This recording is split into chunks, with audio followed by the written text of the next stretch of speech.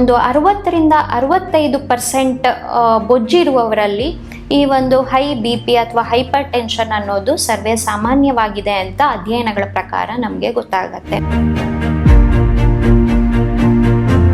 ಇದರಿಂದಾಗಿ cardiac output ಮತ್ತೆ heart rate ಕೂಡ ಜಾಸ್ತಿ ಆಗತ್ತೆ.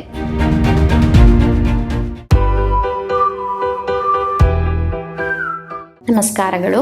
ತೂಕ ಹೆಚ್ಚುವಿಕೆ, ಸ್ಥೂಲಕಾಯ ಅಥವಾ ಬೊಜ್ಜು ಅಂತ ನಾವೇನು ಹೇಳ್ತೀವಿ, ಅದು ಇವತ್ತಿನ ಈ ಸಮಾಜದಲ್ಲಿ ಒಂದು ಸರ್ವೇ ಸಾಮಾನ್ಯವಾದಂತಹ ಒಂದು ಸಮಸ್ಯೆಯಾಗಿ ಪರಿಣಮಿಸಿದೆ.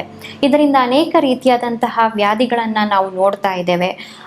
BP ಇರ್ಬೋದು, ಶುಗರ್ ಇರ್ಬೋದು, ಕೊಲೆಸ್ಟ್ರಾಲ್ ಇರ್ಬೋದು, ಹೀಗೆ ಹಲವಾರು ವ್ಯಾಧಿಗಳು ಈ ಒಂದು ಬೊಜ್ಜಿನಿಂದಾಗಿ ನಾವು ನೋಡುವಂತಹದ್ದಾಗಿದೆ.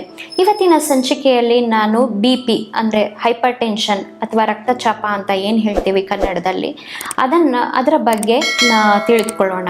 ಈ ಬೊಜ್ಜಿನಿಂದಾಗಿ ಒಂದು 60-65% ಬೊಜ್ಜಿರುವವರಲ್ಲಿ ಈ ಒಂದು ಹೈ BP ಅಥವಾ ಹೈಪರ್ ಟೆನ್ಷನ್ ಅನ್ನೋದು ಸರ್ವೇ ಸಾಮಾನ್ಯವಾಗಿದೆ ಅಂತ ಅಧ್ಯಯನಗಳ ಪ್ರಕಾರ ನಮಗೆ ಗೊತ್ತಾಗತ್ತೆ.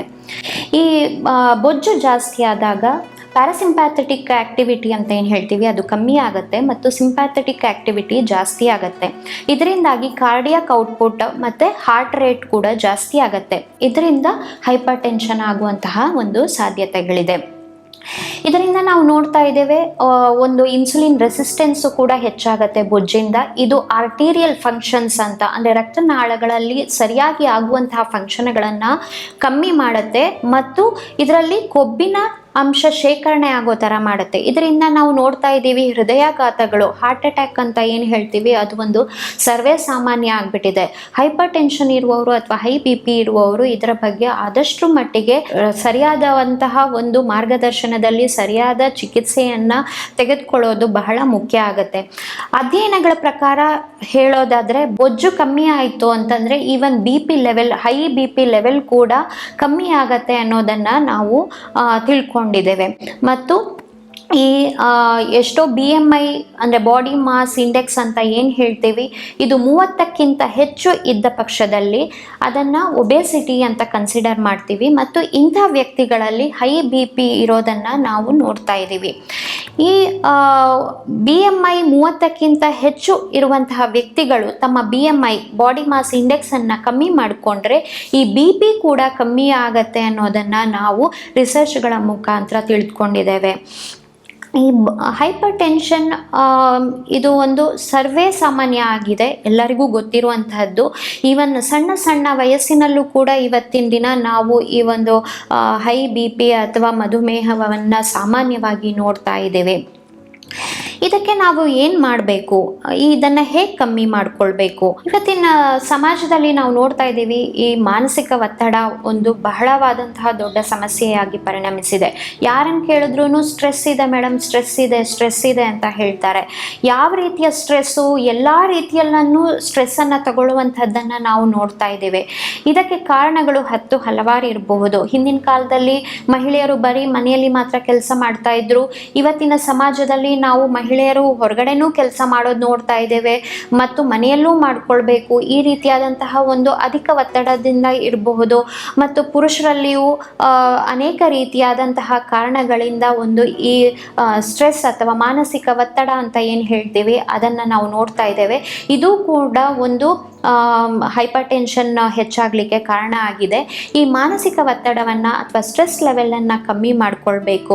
ಮೆಡಿಟೇಷನ್ ಡೈಲಿ ಒಂದು 15-20 ನಿಮಿಷಗಳ ಕಾಲ ಮೆಡಿಟೇಷನ್ ಮಾಡೋದ್ರಿಂದ ನಾವು ಈ ಮಾನಸಿಕ ಒತ್ತಡವನ್ನು ಕಮ್ಮಿ ಮಾಡಿಕೊಳ್ಬಹುದು.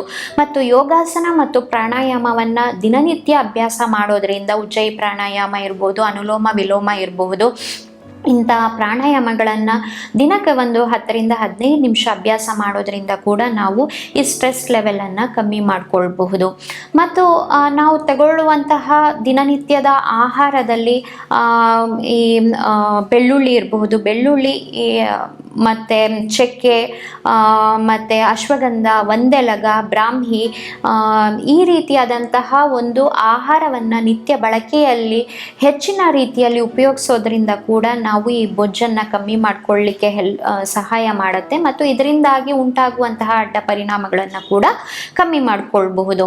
ಮತ್ತು ಸೌತೆಕಾಯಿಯನ್ನು ತಿನ್ನುವಂಥದ್ದು ಇದು ಕೂಡ ಹೈಪರ್ ಟೆನ್ಷನ್ನ ಕಮ್ಮಿ ಮಾಡ್ಕೊಳ್ಳೋದಕ್ಕೆ ಸಹಾಯ ಮಾಡುತ್ತೆ. ಸೌತೆಕಾಯಿಯಲ್ಲಿರುವಂತಹ ಮೂತ್ರಲ ಪ್ರಾಪರ್ಟಿ ಅಂದರೆ ಡೈಯೂರೆಟಿಕ್ ಅಂತ ನಾವೇನು ಹೇಳ್ತೀವಿ ಅದನ್ನು ಪ್ರಾಪರ್ಟಿ ಇರೋ ಕಾರಣ ಇದನ್ನು ನಿತ್ಯ ಸೇವನೆ ಮಾಡೋದ್ರಿಂದ ಕೂಡ ಹೈಪರ್ ಟೆನ್ಷನ್ನ ಕಮ್ಮಿ ಮಾಡೋದ್ರಲ್ಲಿ ಸಹಾಯ ಮಾಡುತ್ತೆ. ಮತ್ತು ಬಾಳೆಹಣ್ಣನ್ನು ತಿನ್ನುವಂತಹದ್ದು, ಬಾಳೆಹಣ್ಣಲ್ಲಿ ಪೊಟ್ಯಾಷಿಯಮು, ವಿಟಮಿನ್ ಸಿ ಮತ್ತು ಫೈಬರ್ಸು ಹೆಚ್ಚಾಗಿರೋ ಕಾರಣ ಈ ಸೋಡಿಯಂ ಲೆವೆಲನ್ನು ಬ್ಯಾಲೆನ್ಸ್ ಮಾಡಲಿಕ್ಕೆ ಸಹಾಯ ಮಾಡುತ್ತೆ. ಸೊ ಪೊಟ್ಯಾಷಿಯಮ್ಮು ಕೌಂಟರ್ ಬ್ಯಾಲೆನ್ಸ್ ಮಾಡುತ್ತೆ ಸೋಡಿಯಮನ್ನು. ಹಾಗಾದ ಕಾರಣ ನಿತ್ಯ ಡೈಲಿ ಒಂದು ಬಾಳೆಹಣ್ಣನ್ನು ತಿನ್ನೋದು ಕೂಡ ಈ ಒಂದು ಹೈಪರ್ ಟೆನ್ಷನ್ನ ಕಮ್ಮಿ ಮಾಡೋದಕ್ಕೆ ಸಹಾಯ ಮಾಡುತ್ತೆ. ಅಷ್ಟೇ ಅಲ್ಲದೆ ಆಯುರ್ವೇದ ಶಾಸ್ತ್ರದಲ್ಲಿ ಹೇಳಿರೋ ಅಂತೆ ಕೆಲವೊಂದು ಪಂಚಕರ್ಮ ಚಿಕಿತ್ಸೆಗಳಿರ್ಬೋದು, ಶಿರೋದಾರ, ತಕ್ರದಾರ, ಇದನ್ನು ಒಂದು 7 ರಿಂದ 14 ದಿನಗಳ ಕಾಲ ಒಂದು 30 ರಿಂದ 40 ನಿಮಿಷಗಳ ಕಾಲ ದಿನ ಮಾಡೋದ್ರಿಂದ ಕೂಡ ಈ ಒಂದು ಹೈಪರ್ ಟೆನ್ಷನ್ ಅಥವಾ ಹೈ ಬಿ ಪಿ ಅಂತ ಏನು ಹೇಳ್ತೀವಿ ಅದನ್ನು ಕಮ್ಮಿ ಮಾಡ್ಕೊಳ್ಳೋದಕ್ಕೆ ಸಹಾಯ ಮಾಡುತ್ತೆ. ಅಷ್ಟೇ ಅಲ್ಲದೆ ಯೋಗಾಸನಗಳಲ್ಲಿ ಸೂರ್ಯ ನಮಸ್ಕಾರ ಇರ್ಬೋದು, ಸುಖಾಸನ ಇರ್ಬೋದು, ವಜ್ರಾಸನ ಇರ್ಬೋದು, ತಾಡಾಸನ, ಶವಾಸನ, ಹೀಗಿರೋ ಇಂಥ ಆಸನಗಳನ್ನು ನಿತ್ಯ ಒಂದು 30 ರಿಂದ 40 ನಿಮಿಷಗಳ ಕಾಲ ಅಭ್ಯಾಸ ಮಾಡೋದ್ರಿಂದ ಕೂಡ ಈ ಒಂದು ಹೈಪರ್ ಟೆನ್ಷನ್ ಮತ್ತು ಬೊಜ್ಜಿನ ಸಮಸ್ಯೆಯನ್ನು ಕೂಡ ನಾವು ಕಮ್ಮಿ ಮಾಡಿಕೊಳ್ಬಹುದು. ಮತ್ತು ಮದ್ಯಪಾನ ಮಾಡೋದನ್ನು ಆದಷ್ಟು ಮಟ್ಟಿಗೆ ಇವತ್ತಿನ ದಿನಗಳಲ್ಲಿ ನಾವು ನೋಡ್ತಾ ಇದ್ದೇವೆ. ಮಹಿಳೆಯರು ತಾವೇನು ಕಮ್ಮಿ ಇಲ್ಲ ಅನ್ನೋ ಥರ ಒಂದು ಆಲ್ಕೋಹಾಲನ್ನು ತೆಗೆದುಕೊಳ್ಳೋದಿರಬಹುದು. ಇದು ಕೂಡ ಒಂದು ಬೊಜ್ಜು ಜಾಸ್ತಿ ಆಗಲಿಕ್ಕೆ ಮತ್ತು ಅಬ್ಡಾಮಿನಲ್ ಫ್ಯಾಟನ್ನು ಜಾಸ್ತಿ ಮಾಡೋದಕ್ಕೆ, ಅಂದರೆ ಹೊಟ್ಟೆಯ ಸುತ್ತಳತೆಯನ್ನು ಜಾಸ್ತಿ ಮಾಡೋದಕ್ಕೆ ಕೂಡ ಕಾರಣ ಆಗಿದೆ. ಈ ಆಲ್ಕೋಹಾಲ್ ಕನ್ಸಂಪ್ಷನ್ ಮಾಡುವಂತಹ ವ್ಯಕ್ತಿಗಳಲ್ಲಿ ಹಸಿವು ಜಾಸ್ತಿ ಆಗಿರುತ್ತೆ ಮತ್ತು ಎಣ್ಣೆ ಮತ್ತು ಕರಿದ ಪದಾರ್ಥಗಳನ್ನು ತಿನ್ನಬೇಕು ಅನ್ನುವಂತಹ ಒಂದು ಬಯಕೆ ಕೂಡ ಜಾಸ್ತಿ ಆಗಿರುತ್ತೆ. ಇದರಿಂದ ಏನಾಗುತ್ತೆ, ಆಟೋಮೆಟಿಕ್ ಆಗಿ ತಮಗೆ ಅರಿವೇ ಇಲ್ಲದೆ ಇರುವಂತೆ ಅವರು ಆಹಾರವನ್ನು ಹೆಚ್ಚಾಗಿ ಸ್ವೀಕಾರ ಮಾಡ್ತಾ ಇರ್ತಾರೆ. ಮತ್ತು ಇದರಲ್ಲಿ ಹೈ ಕ್ಯಾಲೋರಿ ಇರೋ ಕಾರಣ ಇದು ಸರಿಯಾಗಿ ವ್ಯಾಯಾಮ ಮಾಡದೇ ಇದ್ದ ಪಕ್ಷದಲ್ಲಿ ಇದು ಅಬ್ಡಾಮಿನಲ್ ಫ್ಯಾಟ್ ಅಥವಾ ಬೊಜ್ಜನ್ನು ಜಾಸ್ತಿ ಮಾಡೋದಕ್ಕೆ ಕೂಡ ಕಾರಣ ಆಗಿದೆ. ಈ ಬೊಜ್ಜು ಜಾಸ್ತಿ ಆದಾಗ ನಾನು ಆಗಲೇ ಹೇಳಿದಾಗೆ ಅನೇಕ ರೀತಿಯಾದಂಥ ವ್ಯಾಧಿಗಳು, ಅದರಲ್ಲೂ ಹೈಪರ್ ಟೆನ್ಷನ್ ಕೂಡ ಒಂದು, ಅದು ಕೂಡ ಜಾಸ್ತಿ ಆಗತ್ತೆ. ಮತ್ತು ತಿನ್ನುವ ಆಹಾರದಲ್ಲಿ ಕೂಡ ಫೈಬರ್ ರಿಚ್ ಇರುವಂಥ ಆಹಾರವನ್ನು ಜಾಸ್ತಿ ತಗೊಳ್ಳುವಂತಹದ್ದು ಮತ್ತು ಸೊಪ್ಪು ತರಕಾರಿ ಹಣ್ಣುಗಳನ್ನು ಜಾಸ್ತಿ ತಗೊಳ್ಳುವಂಥದ್ದು ಮತ್ತು ಉಪ್ಪಿನ ಬಳಕೆಯನ್ನು, ಅತಿಯಾಗಿ ಉಪ್ಪು ಸೇವಿಸೋದು ಕೂಡ ಒಳ್ಳೆಯದಲ್ಲ. ಕೆಲವೊಬ್ಬರಿಗೆ ಎಷ್ಟು ಉಪ್ಪು ಹಾಕಿದ್ರೂ ಅಡುಗೆಗೆ ಕಮ್ಮಿ ಅಂತ ಅನಿಸತ್ತೆ. ಬಟ್ ಅದು ತುಂಬ ಅತಿಯಾದ ಉಪ್ಪಿನ ಸೇವನೆ ಕೂಡ ಒಳ್ಳೆಯದಲ್ಲ. ಉಪ್ಪನ್ನು ಹಿತಮಿತವಾಗಿ ಆಹಾರದಲ್ಲಿ ಬಳಸೋದು ಕೂಡ ಈ ಬಿ ಪಿಯನ್ನು ಅಥವಾ ರಕ್ತಚಾಪವನ್ನು ಕಮ್ಮಿ ಮಾಡೋದಕ್ಕೆ ಸಹಾಯ ಮಾಡುತ್ತೆ.